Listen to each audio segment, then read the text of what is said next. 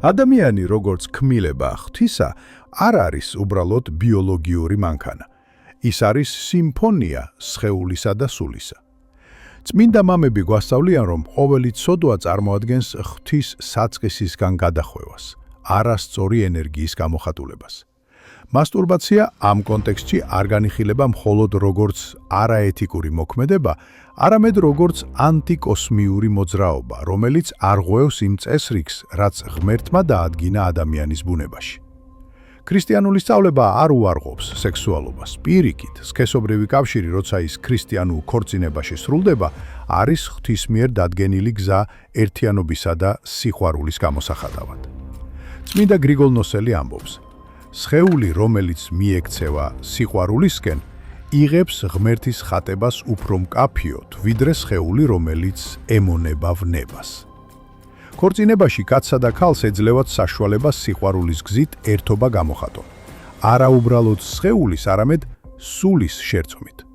მასტურბაცია კი ვნების თვითმომხმარებლობა, რომელიც სიყვარულის გზას სოლიფსისტური სიამოვნებით ცulis. საღვთო წერილი ადამს, კაცობრიობის საწყის, აღწევს როგორც მარტო არსებას, რომელსაც ღმერთი აძლევს ევას, რათა შექმნას ურთიერთობა. არაკეთილ არსს იყო კაცი მარტო, დაბადება 2-18. ეს სიტყვები არ ნიშნავს მხოლოდ ქორწინებას, არამედ ადამიანის შინაგან ბუნებას, მოწოდება ურთიერთობისკენ. მასტურბაცია არღვევს ამ კავშირს. ეს არის პიროვნული ქმედება ურთიერთობის გარეშე, სიყვარული ადამიანური არარაობის ფონზე. ესაა სურვილი დავტკბე, მაგრამ არ მყავდეს ვინმე. ეს სულიერი მარტოობის გამოვლინებაა. ფსიქოლოგიურად მასტურბაცია ხშირად დაკავშირებულია შემდეგთან: სტრესის მოხსნის მცდელობა, მარტოობის შევსება, კონფლიქტისგან გაქცევა, კომპენსაცია არარეალიზებული ემოციებისათვის, ანუ ეს ვნება არასდროს არ არის მხოლოდ სექსუალური. ის ფსიქოსულიერი მექანიზმია, რომელიც მოქმედებს სიღრმიდან. პატივსაცემია შვედური ფსიქოანალიტიკოსი პოლ ტურნიე, რომელიც აღნიშნავს: სექსუალური ვნებები ხშირად არ არის სექსუალური. ისინი ადამიანური სიცარიელის მცდელობაა. სხეულებრივი სიწმინდე არ მიიღწევა მხოლოდ ქმედებებისგან თავის შეკავებით. ის იწყება წარმოსახვის განწმენდით. ეკლესიის მამებს არ უყვარდათ მხოლოდ ქცევაზე საუბარი. მათ სურდათ ფესვებამდე ჩასვლა. მათ აინტერესებდათ ერთი კითხვა: რა იწვევს ამ ვნებას? რა არის მისი ფესვი? მასტურბაციის ფესვი ხშირად არის უუნარობა სიყვარულის რეალურ გამოვლინებაში. წარმოდგენა ადამიანზე როგორც ობიექტზე, ეგოცენტრული მოთხოვნილებების უპირატესობა სულიერ ზრდაზე. როდესაც ადამიანი წარმოსახვით კონტექსტში ხედავს ხვის სხეულს და ამ წარმოდგენით მიაღწევს სიამოვნებას, ის არღვევს ერთ მნიშვნელოვან სართმუნოებრივ პრინციპს, ადამიანის ხატად ქმნილობას.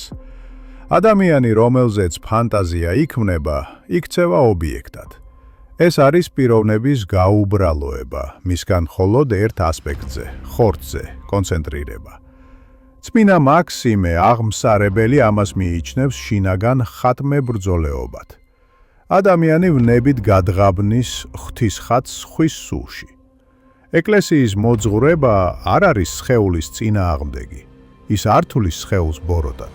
პირიქით, სხეული არის ქრისტეს განსახიერების მადლმოსილი შედეგი. ღმერთი თავად გახდა კაცი, რათა განესწორებინა სხეულის დაცემა. სწორედ ამიტომ მართლმადიდებლური სარწმუნოება გვასწავლის სხეულის მოწესრიგებას. არა როგორც ტანჯვას, არამედ როგორც განღმრთობის გზას.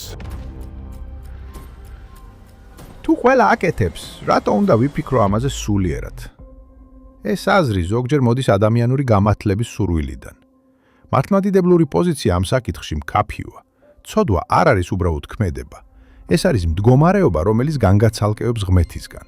ის არ განსაზღვრავს შენს პიროვნებას, მაგრამ აფერხებს შენს ღვთაებრივ განვითარებას. ღმერთს არ სძულხარ ცოდვის გამო, მაგრამ ცოდვა გაშორებს მას. არსებობს გზები, რომელიც დაგვეხმარება სიწმინდისკენ სვლაში. პირველი ეს არის აღიარება. არ დაიმალო საკუთარ თავში. ვინც ცნობიერად აღიარებს ვნებას, უკვე დაწყებულია განკურნება. მეორე, აღსარება და სინანული. მღვდელთან გულწრხელი აღსარება არ არის მხოლოდ წესის დაცვა. ესაა გზა, რომელიც არღვევს ცოდვის წრეს. მესამე, გონების წვრთნა.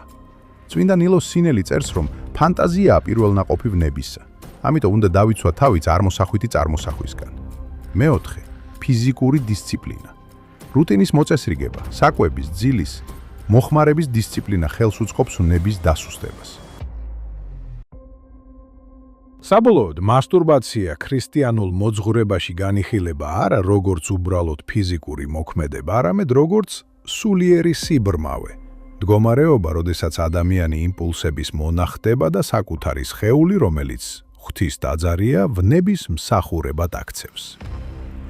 ეს არ არის მორალისტური აკრძალვა, არამედ მოწოდება. მოწოდება თავისუფლებისკენ. თავისუფლებისკენ, რომელიც თავს იჩენს, როდესაც ადამიანი აღარ ემორჩილება მხოლოდ თავის სურვილებს, არამედ იწყებს მართვას საკუთარ თავზე. სექსუალური ვნება შეიძლება ყველაზე ძლიერი ვნება იყოს, მაგრამ ზუსტად ამიტომ მისი გადალახვა სულისთვის უდიდეს სიწმინდეს მოაქვს.